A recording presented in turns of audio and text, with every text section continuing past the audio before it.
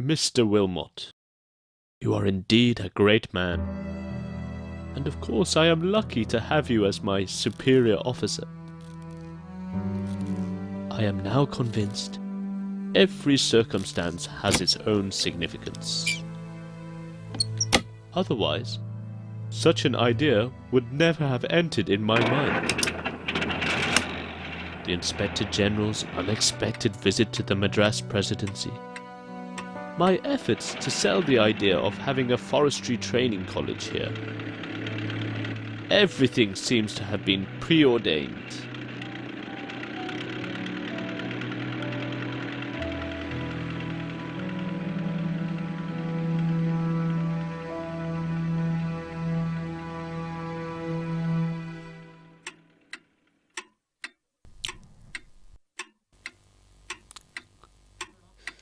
How well I remember my visit to that idyllic spot.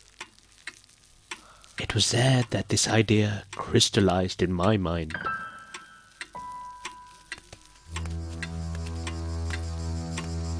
Thanks to the moments I spent there. Pleasing meadows, the smell of sandalwood wafting from the trees, the gentle breeze, and the sweet calls of the barbet. Everything there seemed to suggest that it was a great idea.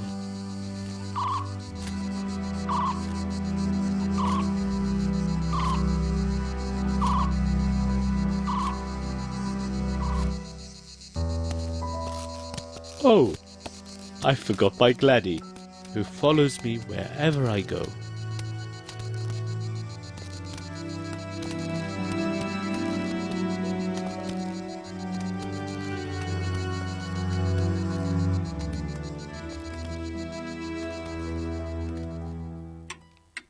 From Lodge, F.A.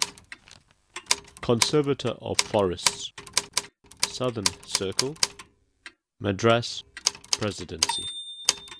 To the Superintendent of Forests, Government of India. Sir, it is my immense pleasure, Your Excellency, to inform you that the management...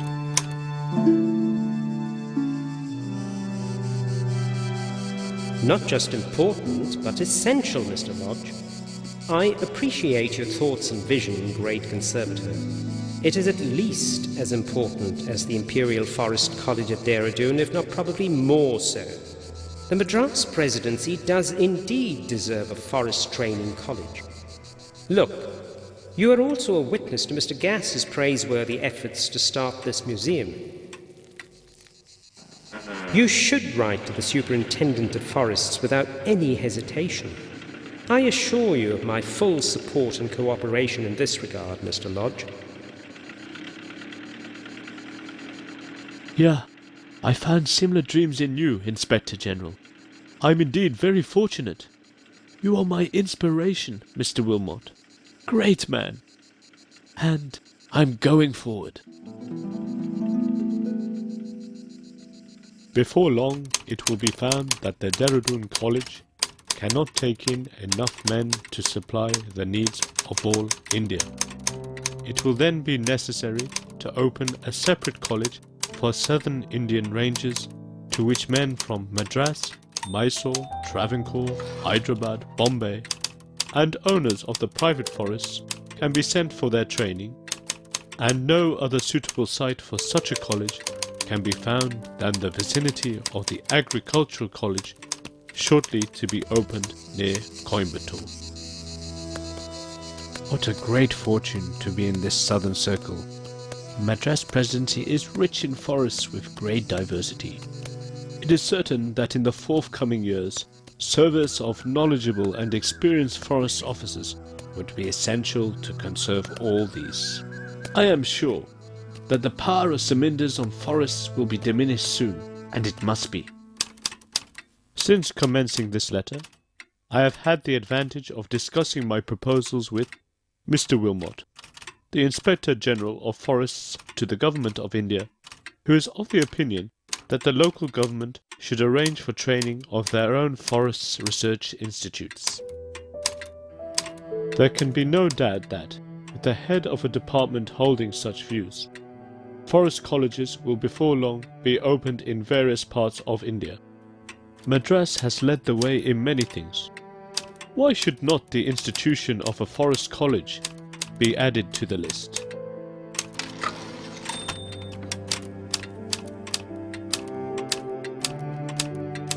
I am, sir, 11th December 1907, your obedient and humble servant, Lodge, F.A.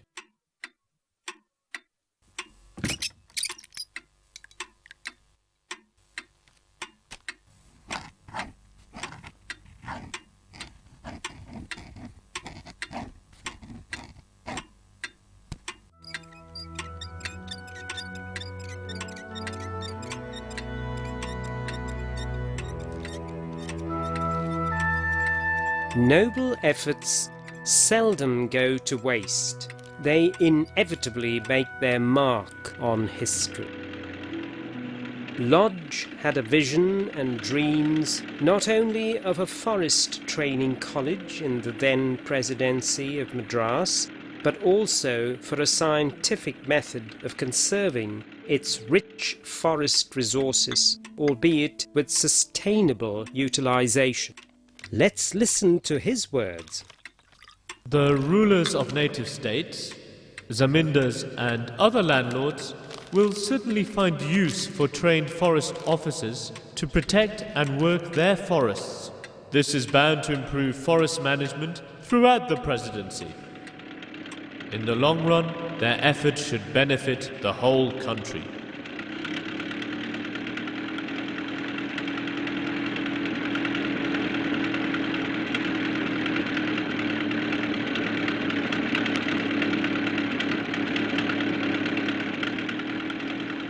Thus the seed was sown, and did indeed germinate, but what ensued faced huge odds at its inception.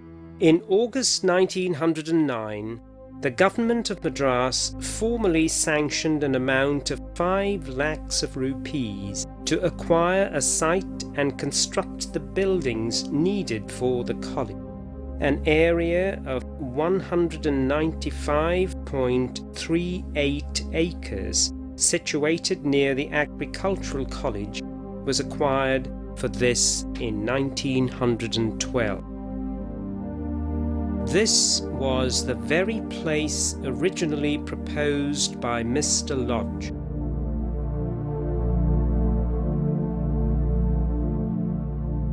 With plans afoot to create a permanent campus for it, the Madras Forest College began functioning temporarily from the Municipal Hospital building on the 1st of July 1912.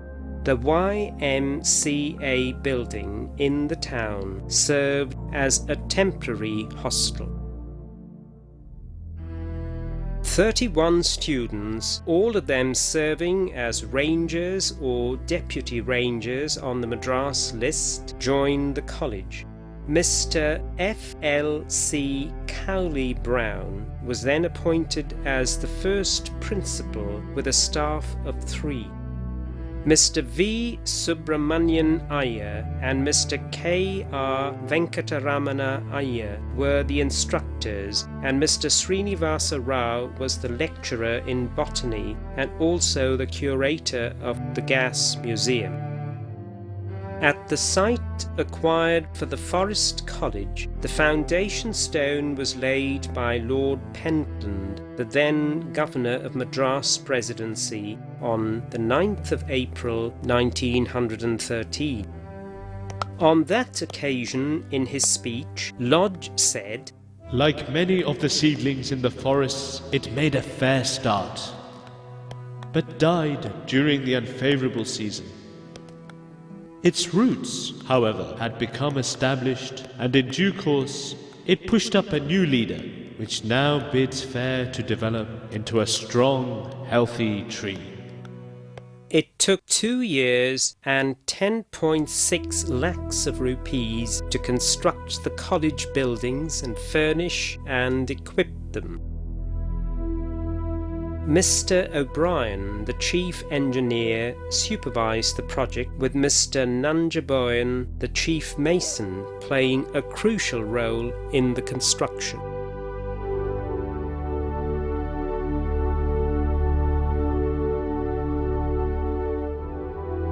On the 14th of October 1915, His Excellency Lord Pentland, Governor of Madras, formally opened the new Forest College building. As Mr. Lodge had envisaged, an independent forestry college in South India had become a reality. Mr. F.A Lodge witnessed this momentous occasion after having retired as Inspector General of Forests to His Exalted Highness the Nizam of Hyderabad. Along with the M.F.C, another new building was inaugurated on that day. It was the newly constructed building for the Gas Museum.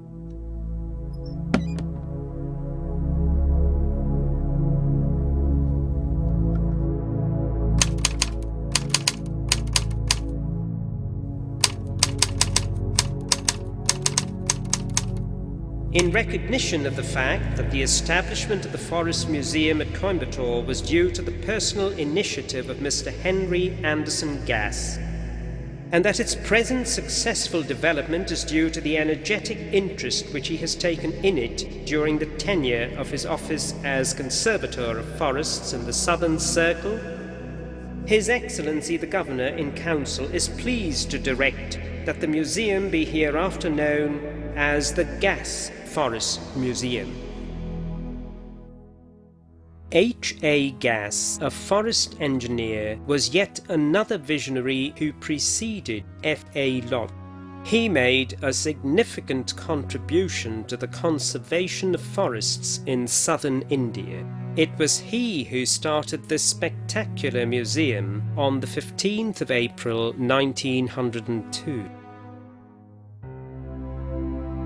After the first 4 batches had been trained at its temporary premises, the Madras Forest College started functioning from the new building on the 29th of June 1916. Besides the college, 3 other magnificent buildings were also constructed soon. The Principal's Bungalow for the Principal of the Madras Forest College, and 2 red brick buildings named Imperial Palaces to house the lecturers of the institution. The Madras Forest College functioned successfully for 27 years, that is from 1912 to 1939, and trained 640 rangers from various provinces of India.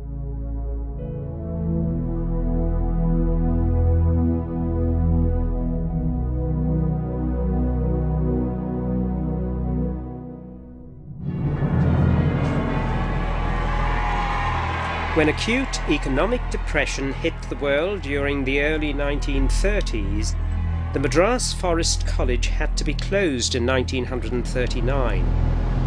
Along with it, the Gas Museum was also closed.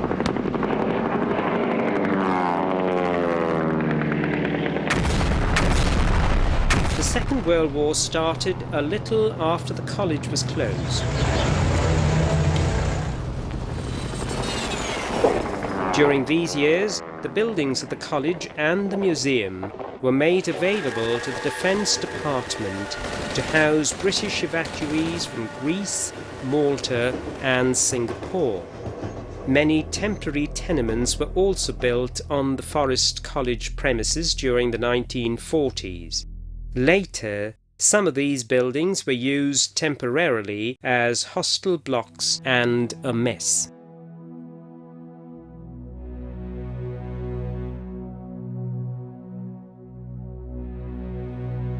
In those childhood days, coming over here still gives me a a sort of a happy feeling, because those days, some occasions I still remember, they used to provide some bread,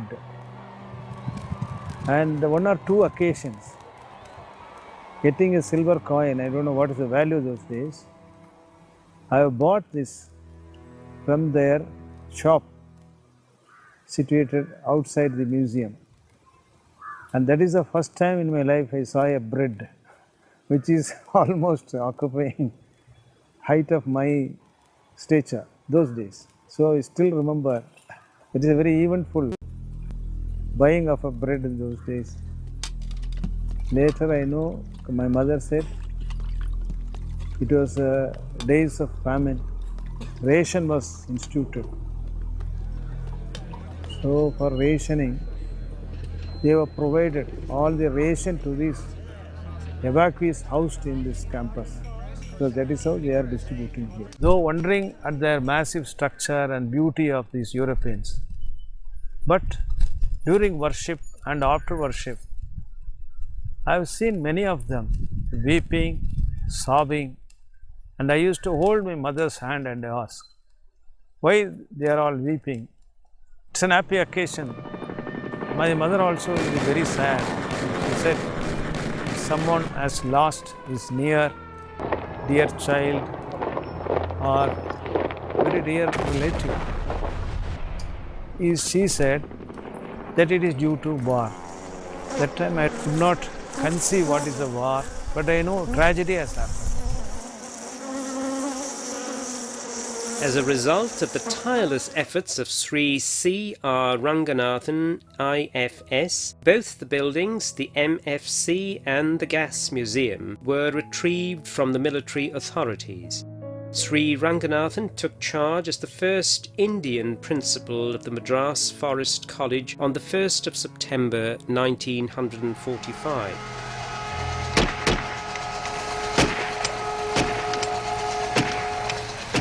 At this time, Indian freedom fighters were in the thick of their struggle, which finally resulted in independence in 1947. In order to regionalise forest education in the country, the Government of India took over the administration of the Madras Forest College and the Gas Museum on the 1st of July 1948 as a branch of the Forest Research Institute and Colleges, Dehradun. As a result, the Government of Madras handed over the entire campus, consisting of 195.38 acres of land, to the Government of India in 1948.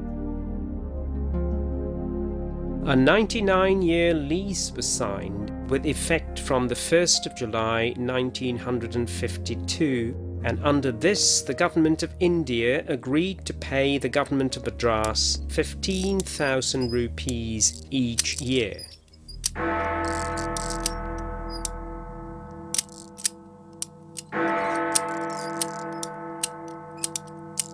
In view of its zonal functioning, the name of the college was changed to the Southern Forest Rangers College on the 1st of April 1955.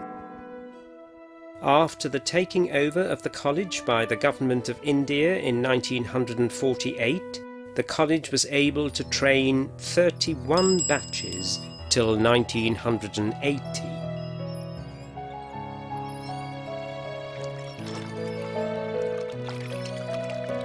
I studied in this college in the year 62-64, at the time when we were taken for camp outside, Training was so tough that students were not allowed to take drinking water, even though they were carrying the drinking water can with them. The teachers would also avoid taking water until we returned back to the campsite. The reason was that, we are made to harden ourselves. The reason is, at a later time, when we go back to our respective states, in the interior we may have to attend some programs. knowing that there is no water, people will not go. So if they are hardened here, they will not worry about any water scarcity. So that was the reason. We were made to live only in tents. So before we started for our camp, the Havildar used to teach us how the tent should be pitched. Then after that, we would be doing that. In our camp also, some other officer would be inspecting how we have correctly pitched to maintain the alignment.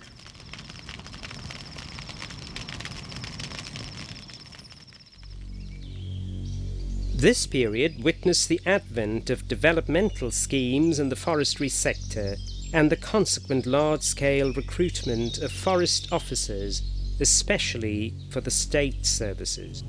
The government of India felt the need to start more such institutions all over India. This led to the creation of another prestigious institution in South India, the State Forest Service College, Coimbatore, established on the 25th of January 1980. The State Forest Service Colleges at Bernihat, Assam, and at Dehradun are in the same league.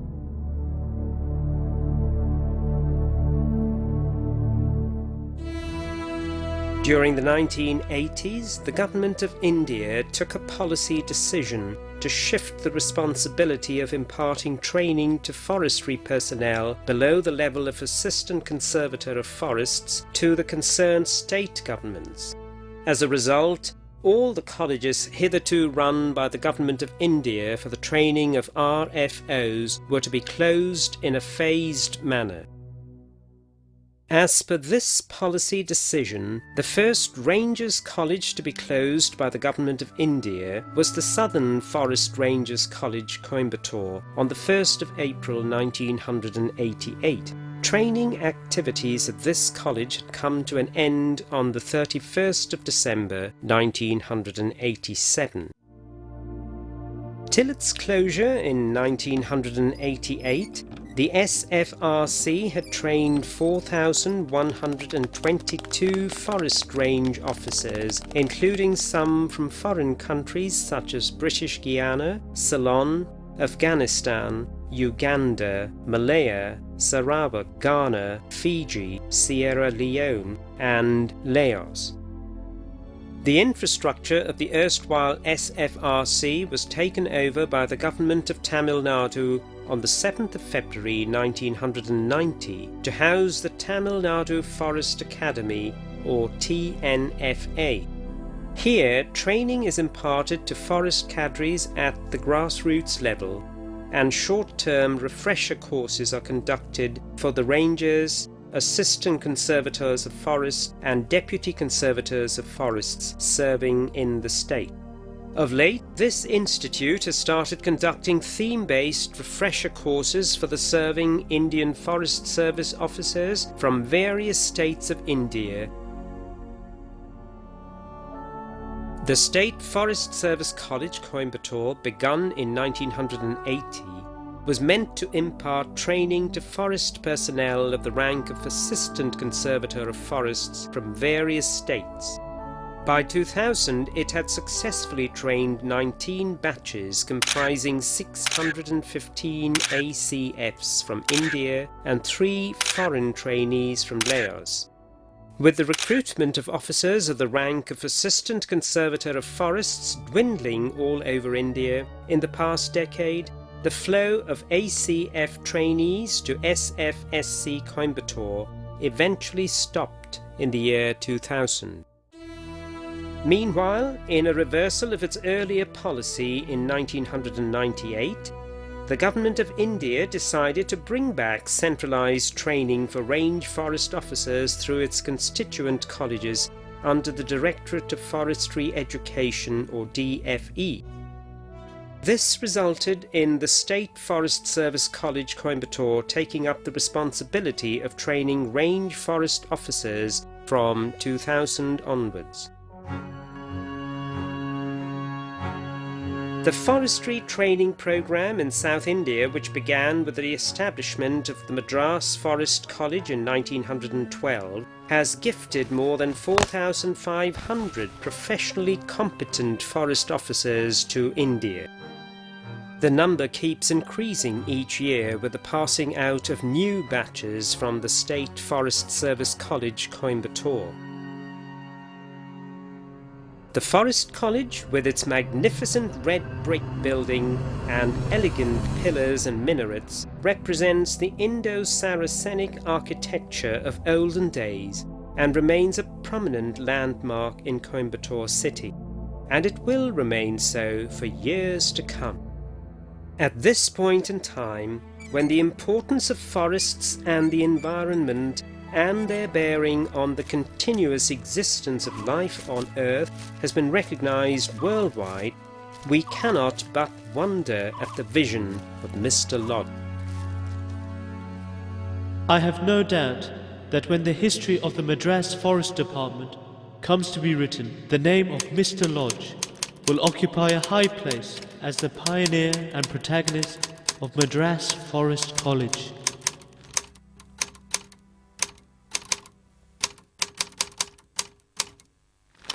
It is indeed a fact that the Forest College had always been very close to his heart.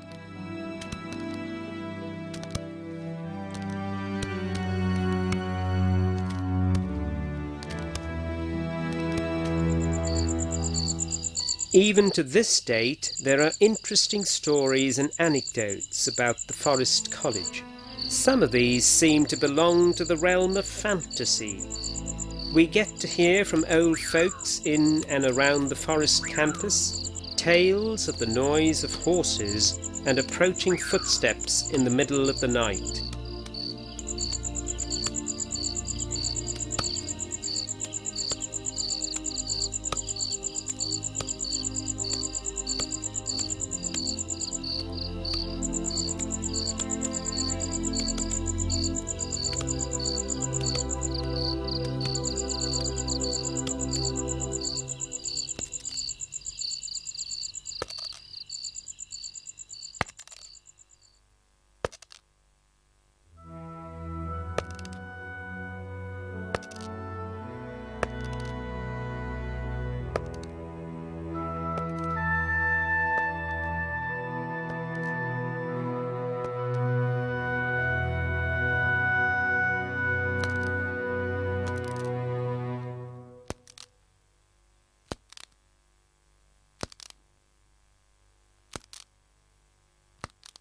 It has been 100 years to date, for my dreams, for my efforts.